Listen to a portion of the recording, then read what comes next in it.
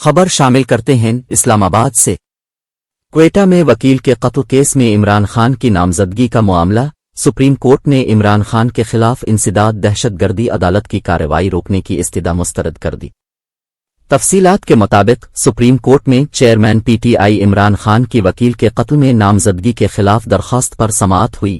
Justice Ijaz ul Ahsan اور justice عائشہ مٹ پر مشتمل 2 رکنی نے سماعت کی۔ وکیل لطیف کھوسا نے دلائل دیے کہ مدعی نے کہا اس کے والد نے چیئرمین پی ٹی آئی کے خلاف ہائی کورٹ میں آرٹیکل 6 کا کیس دائر کر رکھا ہے۔ ایف آئی آر میں دہشت گردی کی دفعات کو شامل کیا گیا۔ ماتحت عدالت کے جج نے دیکھا تک نہیں کہ عمران خان کے خلاف شواہد ہیں یا نہیں۔ وکیل نے کہا کہ میرے موکل کی جان کو خطرہ ہے کہ مہربانی فرما کر گرفتار نہ کرنے کا حکم دیا جائے۔